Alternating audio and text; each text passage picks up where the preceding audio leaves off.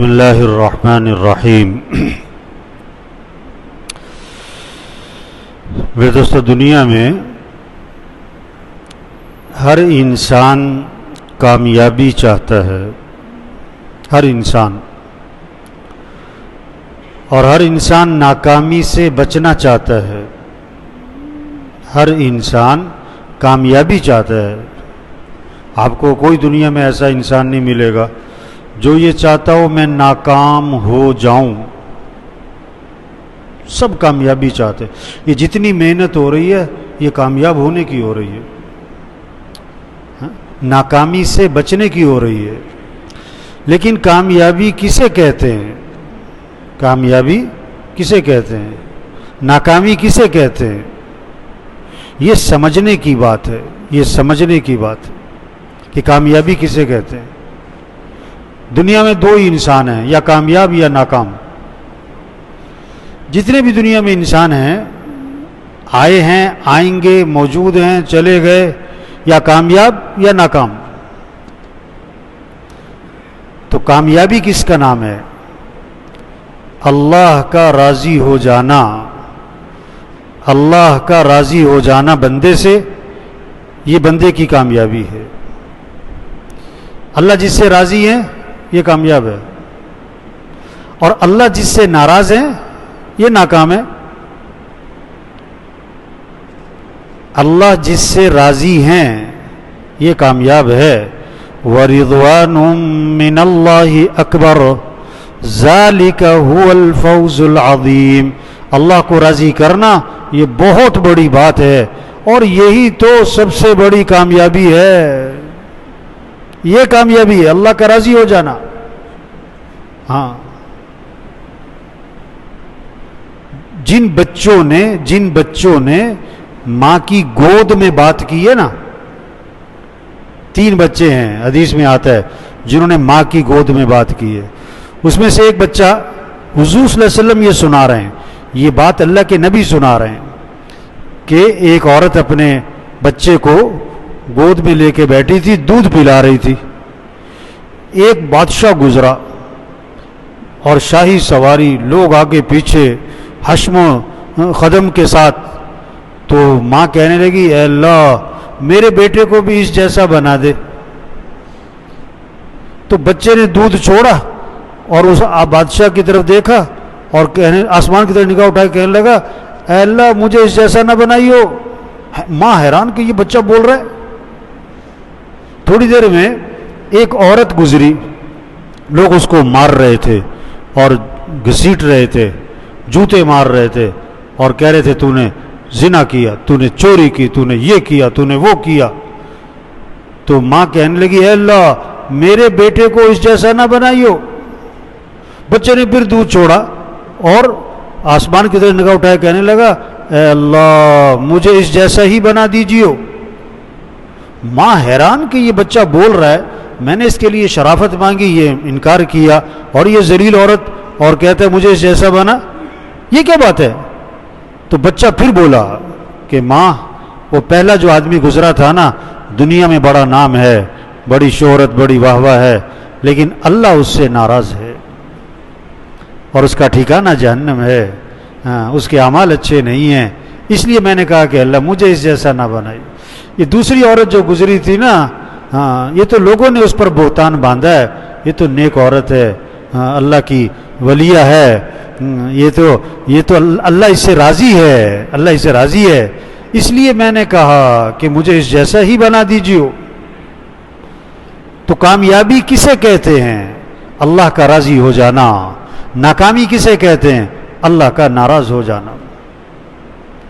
اگر اللہ آپ سے راضی ہے آپ کامیاب ہو، اور اگر اللہ آپ سے ناراض ہے آپ ناکام ہو۔ آپ ایک لکھو نا، ایک لکھو، اس کے بعد لگاؤ 0، کتنے ہو گئے؟ 10، دوسرا 0 100، تیسرا 0 1000، چوتھا 0 10,000، پانچواں 0 1 لاکھ، صفریں بڑھائی جاؤ، 10 لاکھ، 1 کروڑ، 10 کروڑ، 1 ارب، 10 ارب، بنائی جاؤ صفریں۔ اب کیا کرو؟ ایک ہٹا دو، پیچھے کیا رہ گیا؟ صفر صفر صفر صفر صفر صفر صفر. آپ لاکھ کماؤ, کروڑ کماؤ, ارب کماؤ, ایک پلاٹ 10 پلاٹ, ایک فیکٹری 10 فیکٹری, ایک ڈگری 10 ڈگری, ایک عہدہ, ساری دنیا کے بادشاہ بنو, اگر اللہ آپ سے ناراض ہے آپ کیا ہو؟ صفر صفر صفر صفر صفر صفر. آپ ٹکے کے بھی نہیں ہو. ہاں, تو اس لیے ہمارے بھائیوں سب نیت کرو اللہ کو راضی کرنا انشاءاللہ. اچھا, اب اللہ کی رضا کی علامت کیا ہے اور اللہ کی ناراضگی کی علامت کیا ہے؟ یہ پنکھے چل رہے ہیں, یہ علامت ہے کہ موسم کون سا ہے؟ گرمی کا ہے. اور ہیٹر چل رہے ہوں تو یہ علامت ہے کہ موسم کون سا ہے؟ سردی کا ہے. ایک آدمی سائیکل پر آ رہا ہے, یہ علامت ہے کہ آدمی غریب ہے. ایک آدمی گاڑی پر آ رہا ہے, یہ علامت ہے کہ پھر گاڑی کی بھی 10 لاکھ کی بھی ہے, 1 کروڑ کی بھی ہے, 4 کروڑ کی بھی ہے. اس کے حساب سے لوگ اندازہ لگاتے ہیں نا, اس کے حساب سے اندازہ لگاتے ہیں نا کہ بندہ غریب ہے کہ مالدار ہے. ایک آدمی بھاگ رہا ہے, دوڑ رہا ہے, اس کا مطلب ہے تندرست ہے. ایک آدمی سہارے سے اس کو لے کے آ رہے ہیں, اس کا مطلب ہے یہ آدمی کیا ہے؟ کمزور ہے, بیمار ہے. اللہ کی رضا کی علامت کیا ہے؟ اللہ کی ناراضگی کی علامت کیا ہے؟ اللہ جس سے راضی ہوتے ہیں اللہ اسے اعمال کا شوق دیتے ہیں, اللہ اسے اعمال کی توفیق دیتے ہیں, اللہ اسے اعمال کا اس کے اندر جذبہ پیدا کرتے ہیں, اعمال میں ایک دوسرے سے آگے بڑھنا. اور جب اللہ کسی سے ناراض ہوتے ہیں اللہ اس سے اعمال کی توفیق چھین لیتے ہیں. ایک آدمی کو نماز پڑھنا مشکل ہو رہا ہے, ایک آدمی کو نماز چھوڑنا مشکل ہو رہا ہے, ایک آدمی کو تراویح پڑھنا مشکل ہو رہا ہے, ایک آدمی کو تراویح چھوڑنا مشکل ہو رہا ہے, ایک آدمی کو روزہ رکھنا مشکل ہو رہا ہے, ایک آدمی کو روزہ چھوڑنا مشکل ہو رہا ہے, ایک آدمی کا سال میں بھی قرآن ختم نہیں ہوتا اور ایک آدمی کا ہر روز قرآن ختم ہوتا ہے. ایک آدمی کا مسجد میں آنا مشکل ہو رہا ہے, ایک آدمی کو مسجد سے نکلنا مشکل ہو رہا ہے, ایک آدمی کو یہ بات سننا مشکل ہو رہا ہے, ایک آدمی کا ذہن ہے کہ یہ بات ختم ہی نہ ہو. ہاں, اب ہم سب اندازہ لگائیں ہمارے اندر اعمال کا شوق کتنا ہے, نماز کا کتنا شوق ہے. اللہ کے نبی نے مال کا شوق پیدا نہیں کیا, اعمال کا شوق پیدا کیا. پہلی سب میں نماز پڑھنے کا شوق پیدا کیا, تکبیر اولیٰ سے نماز پڑھنے کا شوق پیدا کیا, مسجد میں جانے کا شوق پیدا کیا, جماعت سے نماز پڑھنے کا شوق پیدا کیا اور اذان دینے کا شوق پیدا کیا. فرمایا اگر تمہیں پتہ لگ جائے اذان دینے پر کیا ملتا ہے تو کیا ہوگا؟ قرآن اندازی کرنی پڑے گی. سب میں شوق آ جائے مجھے اذان دینی ہے. ہاں, اگر تمہیں پتہ لگ جائے پہلی شب میں نماز پڑھنے پر کیا ملتا ہے, قرآن اندازی کرنی پڑے کہ مجھے پہلی شب میں نماز پڑھنا ہے. شوق پیدا کیا ہے اعمال کا. صحابہ مسجد کی طرف آتے تھے نا, قدم چھوٹے چھوٹے اٹھاتے تھے, نیکیاں زیادہ ہو جائیں, نیکیوں کا شوق. ایک صحابی نے عرض کیا حضور میرا گھر مسجد سے دور ہے, مجھے اجازت دیں میں گھر مسجد کے قریب بنا لوں.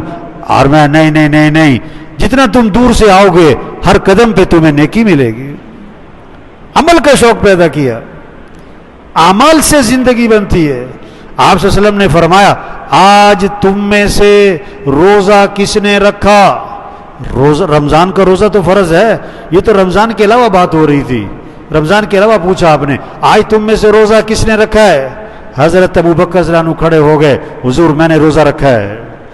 دوسری بات فرمائی آج تم میں سے کسی مسکین کو کھانا کس نے کھلایا ہے؟ حضرت ابوبکر کھڑے ہو گئے, حضور میں ایک مسکین کو کھانا بھی کھلا کے آ رہا ہوں.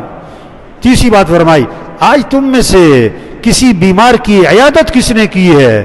حضرت ابوبکر رضی اللہ عنہ پھر کھڑے ہو گئے, حضور ایک بیمار کی عیادت بھی کر کے آیا ہوں. چوتھی بات فرمائی آج تم میں سے کسی جنازے میں شرکت کس نے کی ہے؟ حضرت ابوبکر پھر کھڑے ہو گئے, حضور ایک جنازے میں شرکت بھی کر کے آیا ہوں. آپ نے فرمایا جس آدمی میں یہ اعمال جمع ہو جائیں گے وہ سیدھا جنت میں جائے گا. اعمال کا شوق پیدا کیا. صحابہ کا شوق مال کا نہیں تھا, کپڑوں کا نہیں تھا, برتنوں کا نہیں تھا, زیور کا نہیں تھا, ٹائل پتھر کا نہیں تھا, چیزوں کا نہیں تھا. صحابہ کا شوق اعمال کا تھا, اعمال کا تھا, اعمال کا تھا. اعمال میں ایک دوسرے سے آگے بڑھیں, اعمال میں. اس لیے ایک عجیب مقدمہ آیا حضور صلی اللہ علیہ وسلم کی خدمت میں. غریب غریب صحابہ اکٹھے ہوئے اور آپ کی خدمت میں حاضر ہوئے ایک مقدمہ لے کر. کیا کہ حضور یہ مالدار بھائی ہم سے آگے نکل گئے, ہم تو پیچھے رہ گئے. وہ کیسے؟ ہم نماز پڑھتے ہیں وہ نماز پڑھتے ہیں برابر برابر, ہم روزہ رکھتے ہیں وہ روزہ رکھتے ہیں برابر برابر. ہاں لیکن ان کے پاس مال ہے, یہ اللہ کے راستے میں خرچ کرتے ہیں, یہ غلام آزاد کرتے ہیں, یہ صدقے کرتے ہیں. ہمارے پاس مال کوئی نہیں, ہم اللہ کے راستے میں مال خرچ نہیں کر سکتے. مال خرچ کرنے کے عمل میں یہ ہم سے آگے نکل گئے, ہم پیچھے رہ گئے. یہ پریشانی تھی. آج کیا پریشانی ہے؟ میری تنخواہ تھوڑی ہے, میرا مکان چھوٹا ہے, میرے پیسے تھوڑے ہیں. صحابہ کو پریشانی کیا تھی؟ عمل میں پیچھے رہ گئے. آپ نے فرمایا میں تمہیں ایسا عمل بتلاؤں جو اس عمل کو کرے گا اس سے آگے کوئی نکل ہی نہ سکے گا, اتنا ثواب اور اجر کمائے گا اس کے برابر کوئی پہنچ نہیں سکے گا الا یہ کہ وہ بھی کر لے. کیا؟ فرض نماز کے بعد 33 مرتبہ سبحان اللہ, 33 مرتبہ الحمدللہ, 34 مرتبہ اللہ اکبر.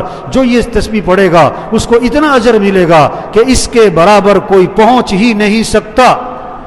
اب غریب صحابہ بڑے خوش ہو گئے, واہ واہ ایسا عمل مل گیا, ہمارے برابر کوئی پہنچ نہیں سکتا. اب فجر نماز پڑھی مسجد میں اور بیٹھ کے تسبیح شروع کر دی. اب اس زمانے کے جو مالدار تھے انہیں بھی شوق کس کا تھا؟ اعمال کا. ان کی بھی حرص اعمال کی, انہیں پتہ لگ گیا اس معاملے کا تو وہ بھی بیٹھ گئے, انہوں نے بھی تسبیح شروع کر دی. تو غریب صحابہ دوبارہ اکٹھے ہوئے اور حضور کی خدمت میں حاضر ہوئے اور عرض کی اللہ کے رسول وہ تو مالدار بھائیوں کو پتہ لگ گیا اس تسبیح کا, وہ تسبیح تو انہوں نے بھی شروع کر دی, وہ تو پھر ہم سے آگے نکل گئے. اس پر آپ نے فرمایا ذالک فضل اللہ یؤتیہ من یشاء, یہ تو پھر اللہ کا فضل ہے, اللہ جسے چاہے عطا فرما دے. میرے بھائیو اعمال میں ایک دوسرے سے آگے بڑھے ہیں. اعمال سے دنیا بھی بنے گی آخرت بھی بنے گی. تو سب نیت کرو بھائی اپنے اعمال کو اچھا بنانا ہے انشاءاللہ. اپنی نماز کا اہتمام, رمضان ہے روزوں کا اہتمام, تراویح کا اہتمام. کیسی عجیب بات ہے, ساری رات جاگتے ہیں تراویح نہیں پڑھتے, مسجد کے باہر بیٹھے ہیں تراویح نہیں پڑھتے. ایک سجدے پر 1500 نیکی ملے گی, تراویح کے ایک سجدے پر 1500 نیکی ملے گی. ایک سجدے پر جنت میں محل تیار ہوگا. 20 تراویح پڑھے گا 60,000 نیکیاں ملیں گی. اور وہ وقت کہاں گزار دیا؟ باہر چارپائی پہ بیٹھے ہیں. تراویح پڑھیں, قرآن پڑھیں. رمضان آخری عشرہ کم از کم 3 سپارے روز, کم از کم. آپ سب دیکھو, آپ 3 سپارے پڑھتے ہو, کم از کم 1 سپارہ پڑھتے ہو. رمضان ختم ہونے کو ہے, آپ نے کتنے قرآن ختم کیے؟ قرآن کا شوق ہو, ذکر کا شوق ہو.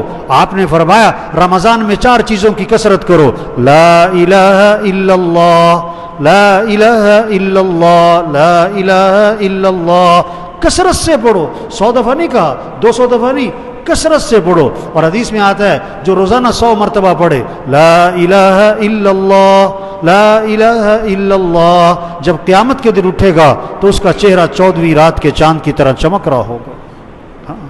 دوسرا استغفار کی کثرت کرو, استغفر اللہ ربی من کل ذنب واتوب الیہ, استغفر اللہ الذی لا الہ الا هو الحی القیوم واتوب الیہ, رب اغفر وارحم وانت خیر الراحمین. یونس علیہ السلام نے مچھلی کے پیٹ میں استغفار کس سے کیا؟ لا الہ الا انت سبحانک انی کنت من الظالمین. اور چھوٹا سا استغفار, استغفر اللہ استغفر اللہ استغفر اللہ استغفر اللہ. اللہ فرماتے ہیں لولا تستغفرون اللہ لعلکم ترحمون. اور تم استغفار کیوں نہیں کرتے؟ استغفار کرو گے اللہ کی رحمتیں برسیں گی تمہارے پر. وما كان الله ليعذبهم وانت فيهم وما كان الله معذبهم وهم يستغفرون. کیسی عجیب بات ہے. اللہ فرماتے ہیں کہ محمد صلی اللہ علیہ وسلم جب تک آپ ان میں موجود ہیں ان پر عذاب نہیں آئے گا, اور اگر آپ دنیا سے تشریف لے گئے تو جب تک یہ استغفار کرتے رہیں گے ان پر عذاب نہیں آئے گا. استغفار کی کثرت کریں. تیسری چیز اللہ سے جنت مانگیں. چوتھی چیز جہنم سے پناہ مانگیں. تو میرے بھائیو اعمال کا اہتمام, اعمال میں ایک دوسرے سے آگے بڑھے. یہ اعمال کا مہینہ ہے, یہ اعمال کا عشرہ ہے. نماز ہے, قرآن ہے, ذکر ہے, دعا ہے, تہجد پڑھے. تو سب نیت کرو بھئی اعمال میں ایک دوسرے سے آگے بڑھنا ہے. انشاءاللہ کریں گے نا انشاءاللہ بھائی. اس کو اللہ سے مانگیں, اے اللہ ہمیں اعمال کی توفیق عطا فرما, اعمال کی توفیق عطا فرما. اعمال میں ایک دوسرے سے آگے بڑھنے کی کوشش کریں, نیت کریں, اعمال سے اعمال کا اہتمام کرنا ہے. دعا مانگیں, اے اللہ اعمال کی توفیق دے دے. کوشش کریں اعمال میں آگے بڑھنے کی. تبلیغ کیا ہے؟ یہ بات لوگوں کو سمجھاؤ, یہ بات لوگوں کو سمجھاؤ. اپنے گھروں کو اعمال سے آباد کرو, اپنی زندگی میں اعمال لے کر آؤ. اعمال سے دنیا بھی بنے گی, آخرت بھی بنائے گی. اپنا نظام الاوقات بنائیں, سب طے کریں. مجھے اتنا روزانہ قرآن پڑھنا ہے, اتنا مجھے ذکر کرنا ہے, اتنی دیر مجھے دعا مانگنی ہے, یہ وقت میرا گھر کا ہے, یہ وقت میرا مسجد کا ہے, یہ وقت میرا قرآن کا ہے, یہ وقت میرا ذکر کا ہے, یہ وقت میرا دین تعلیم کا ہے. طے کریں کچھ بھائی. ایسی بیٹھے سو رہے ہیں, گپے مار رہے ہیں, ساری رات جاگ کر 2 رکعت نفل تہجد نہیں پڑھتے. ٹھیک ہے نا؟